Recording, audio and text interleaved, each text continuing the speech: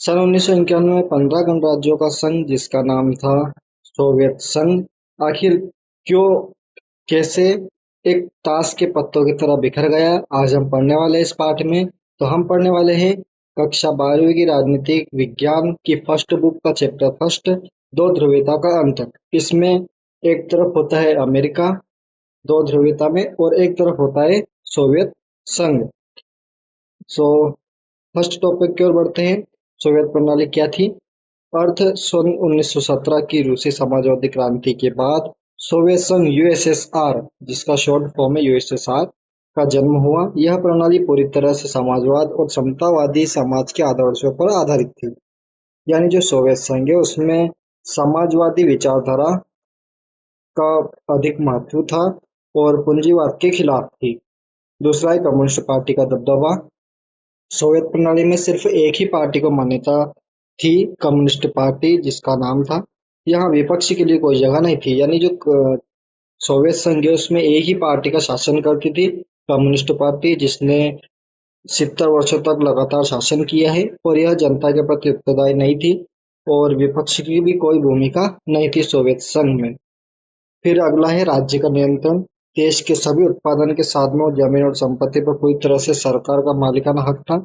यानी जितने भी उत्पत्ति के साधन है, जमीन, संपत्ति आदि, सभी राज्य के नियंत्रण में थे। सभी संसाधन पर राज्य का अधिकार था। अगला है पूंजीवाद का विरोध। यह व्यवस्था निजी संपत्ति और पूंजीवाद के सख्त खिलाफ थी। यानी जो सोवियत संघ है वो पूंजीवाद के बिल्कुल विरोध था और जिस प्रकार अमेरिका में पूंजीवाद को महत्व दिया जाता था, तो दोनों के बीच शीत युद्ध जैसा लग रहा था। अगला टॉपिक है हमारा टॉपिक 2, जिसमें सोवियत संघ की प्रमुख विशेषताएं। हम पढ़ेंगे इसकी विशेषताएं और अगले टॉपिक में हम पढ़ेंगे इसके दोष। ये 4 नंबर के लिए महत्वपूर्ण है प्रश्न। तो फर्स्ट विशेषता इसकी उन्नत अर्थव्यवस्था। द्वितीय विश्व युद्ध के बाद सोवियत संघ की अर्थव्यवस्था अमेरिका को छोड़कर बाकी पूरी दुनिया से कहीं आगे थी। यानी जो दुनिया की फर्स्ट अर्थव्यवस्था है वो तो अमेरिका है, बट अमेरिका के बाद दूसरे नंबर की अर्थव्यवस्था थी सोवियत संघ की। मजबूत संचार प्रणाली। इनका घरेलू संचार नेटवर्क बहुत विशाल और आधुनिक था। यानी जो घरेलू संचार नेटवर्क था इनका बहुत विशाल था, आधुनिक था। अगला है ऊर्जा के विशाल भंडार। सोवियत संघ के पास तेल, लोहा, स्टील और मशीनरी जैसे प्राकृतिक संसाधनों का असीमित भंडार था। सोवियत संघ जो रूस आखिर कितना बड़ा है क्षेत्रफल में, और 15 गणराज्यों को और मिला दो तो कितना अधिक क्षेत्रफल हो जाता है। तो इनमें संसाधन तेल, स्टील, मशीनरी आदि जैसे प्राकृतिक संसाधन मौजूद थे। पिन से लेकर कार तक निर्माण। सोवियत संघ के भीतर सुई पिन से लेकर बड़ी बड़ी कारों और हवाई जहाजों तक हर चीज उत्पादन देश के अंदर ही होता था। यानी जो सोवियत संघ है उसमें बड़े बड़े उद्योग थे।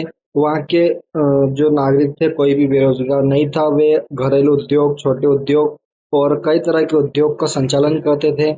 और पिन से लेकर सुई तक, पिन सुई से लेकर कारों और हवाई जहाजों तक बड़े बड़े उत्पादन भी सोवियत संघ में होते थे।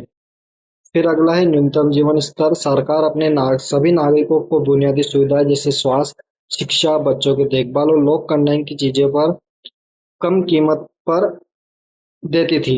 यानी जो सरकार है नागरिकों को स्वास्थ्य सुविधा और शिक्षा आदि जो सुविधाएं कम कीमतों पर देती थी, जिससे नागरिकों का जीवन अच्छा रहा। फिर बाद में इसमें कुछ भ्रष्टाचार होने लगे वगैरह, तो नागरिकों का जीवन कष्टमय हो गया, होता चला गया। हम आगे पढ़ेंगे इसके बारे में। कोई बेरोजगारी नहीं। अगला पॉइंट है सोवियत संघ में कोई भी व्यक्ति बेरोजगार नहीं था, सबको काम मिला हुआ था। यानी सभी अपने अपने घरेलू उद्योग खोल रखे थे सभी ने, और सरकार भी उनको सहायता प्रदान करती थी, उन्हें काम पर रखती थी वगैरह। तो कोई भी बेरोजगार नहीं था। अगला पॉइंट है हमारा सोवियत प्रणाली के प्रमुख दोष जिसके कारण व्यवस्था खराब हुई। फर्स्ट है नौकरशाही का सिकंजा। सोवियत व्यवस्था पर धीरे धीरे सरकारी अफसरों नौकरशाही का पूरा नियंत्रण हो गया, जिससे यह प्रणाली बहुत सत्तावादी और कठोर हो गई। यानी जो सोवियत व्यवस्था थी उसमें एक ही पार्टी को मान्यता प्राप्त थी, जो कि कम्युनिस्ट पार्टी थी। अब उसके अफसर जो थे वो धीरे धीरे कुप्रशासन और भ्रष्टाचार करने लगे, जिससे यह पार्टी सत्तावादी और कठोर हो गई। अगला है हमारा लोकतंत्र और आजादी की कमी। नागरिकों को अपने विचार रखने या सरकार का विरोध करने की स्वतंत्रता नहीं थी। लोग अपनी असंतुष्टि चुटकुलों और कार्टूनों के जरिए जताते थे। यानी जो नागरिक थे उनको विचार और अभिव्यक्ति की आजादी प्रदान नहीं की गई थी। और जो नागरिक थे वो इनकी कमियों को, इनके दोषों को चुटकुलों और कार्टूनों के जरिए बताते थे। अगला है एक ही दल का 70 साल शासन। यानी जो कम्युनिस्ट पार्टी थी उसने सोवियत संघ पर लगातार 70 वर्षों से शासन किया और यह जनता के प्रति जवाबदेह नहीं रह गई थी। शुरुआत में यह जवाबदेह थी, परंतु बाद में धीरे धीरे इसमें कुप्रशासन और भ्रष्टाचार होने लगा, जिससे जनता के प्रति जवाबदेह नहीं रही थी। अगला है हथियारों की अंधी दौड़। सोवियत संघ ने अमेरिका को टक्कर देने के लिए अपने सारे संसाधन हथियारों को बनाने में लगा दिए, जिससे देश में आर्थिक तंगी आ गई। यानी जब उस टाइम पर सोवियत संघ और अमेरिका दोनों के बीच शीत युद्ध चल रहा था। यानी शीत युद्ध का अर्थ है कि कोई रक्त रंजित युद्ध नहीं होता, पर ऐसा लगता है कि युद्ध होने ही वाला है, या दोनों ऐसी परिस्थिति में आ जाते हैं कि सभी को ऐसा लगता है कि युद्ध कर लेंगे, इन दोनों के बीच युद्ध हो जाएगा।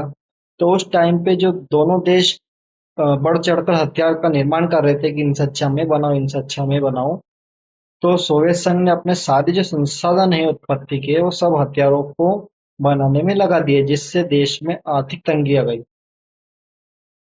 अगला है तकनीकी में पिछड़ापन। पश्चिमी देशों की तुलना में सोवियत संघ तकनीक और परिवहन के मामले में बहुत पीछे छूट गया। अगला है 1979 का अफगानिस्तान हस्तक्षेप। सोवियत संघ ने 1979 में अफगानिस्तान में अपनी सेना भेजकर बहुत बड़ी गलती की, जिससे उसकी अर्थव्यवस्था और ज्यादा कमजोर हो गई। फिर अगला टॉपिक की ओर बढ़ेंगे हम कि मिखाइल गोर्बाचेव के उनके सुधार। तो मिखाइल गोर्बाचेव कौन थे? मिखाइल गोर्बाचेव 1985 में सोवियत संघ की कम्युनिस्ट पार्टी के महासचिव बने। जो कम्युनिस्ट पार्टी थी सोवियत संघ की, वो 1985 में मिखाइल गोर्बाचेव उनके महासचिव बने। सुधारों की जरूरत क्यों थी? तो वे सोवियत संघ को पश्चिमी देशों की बराबरी पर लाने और सूचना तकनीक में सुधार करना चाहते थे। उस कारण उन्होंने सोवियत संघ का महासचिव का पद संभाला और ये सुधारों के लिए कुछ तकनीकी अ, योजनाएं बनाई। दो मुख्य नीतियां बनाई उन्होंने, पेरेस्ट्रोइका और ग्लासनोस्ट। तो पेरेस्ट्रोइका अर्थ था पुनर्संरचना, यानी अर्थव्यवस्था को दोबारा ठीक करना। किस प्रकार क्या उपाय किए जाए कि अर्थव्यवस्था दोबारा से ठीक हो। और एक ग्लासनोस्त जिसका अर्थ था खुलापन, लोगों को बोलने और आलोचना करने की आजादी देना। यानी जो मिखाइल गोर्बाचेव थे, उन्होंने चाहा कि नागरिकों को बोलने की आजादी हो, सरकार की कमियां बताए जिससे हम कमियों को सुधार सके। इस प्रकार मिखाइल गोर्बाचेव ने दो नीतियां अपनाई, जिसका नाम है पेरेस्ट्रोइका और ग्लासनोस्त। ये ऑब्जेक्टिव में आ सकते हैं और इनका अर्थ भी आ सकता है। नतीजा क्या हुआ कि गोर्बाचेव तो व्यवस्था सुधारना चाहते थे, लेकिन जनता ने आजादी की भूख इतनी बढ़ गई कि नियंत्रण हाथ से निकल गया और आखिरकार सोवियत संघ बिखर गया। यानी मिखाइल गोर्बाचेव चाहते थे कि अर्थव्यवस्था को अच्छे से अच्छी स्थिति में लाया जाए, पर जनता इतनी भूखी हो गई थी कि हमें आजादी चाहिए, हमें आजादी चाहिए। इतने वर्षों तक हमें आजादी नहीं थी बोलने की, तो इतनी भूखी हो गई कि नियंत्रण ही खो गया। जो व्यवस्था थी उसका नियंत्रण खो गया, आखिरकार सोवियत संघ बिखर गया। फिर अगला टॉपिक है हमारे पास सोवियत संघ के विघटन के कारण। मोस्ट आईएमपी है ये 2023, 24 और 25 बोर्ड परीक्षा में बार बार पूछा गया है प्रश्न है। राजनीतिक और आर्थिक संस्थाओं की कमजोरी पॉइंट है इसका। सोवियत संघ की अंदरूनी संस्थाएं जनता की आकांक्षाओं को पूरा करने में पूरी तरह नाकाम रही। जिस प्रकार जो संस्थाएं थी वो सोवियत संघ की जनता की आकांक्षा को पूरा नहीं कर पाती थी। जो जनता चाहती थी वो सरकार नहीं करती थी, जो सोवियत संघ के विघटन का प्रमुख कारण रहा है। संसाधनों का गलत इस्तेमाल। सरकार ने अपना अधिकांश पैसा परमाणु हथियारों और अंतरिक्ष अनुसंधान पर खर्च कर दिया, जिससे उपभोक्ता वस्तुएं, रोटी, कपड़ा आदि की भारी कमी हो गई। यानी सरकार ने परमाणु हथियारों का निर्माण में अपना सारा धन खपा दिया और हथियारों को बनाने में कर दिया, अंतरिक्ष अनुसंधान में खर्च कर दिया, जिससे जो मेन आवश्यकता होती है मानव की, मनुष्य की, रोटी, कपड़ा, मकान आदि में भारी गिरावट हुई, आदि में कमी होने लगी। अगला है कम्युनिस्ट पार्टी का भ्रष्टाचार। 70 सालों से जमे कम्युनिस्ट पार्टी ने नेता आम जनता से कट चुके थे और उन्हें विशेष विशेषाधिकार मिल गए।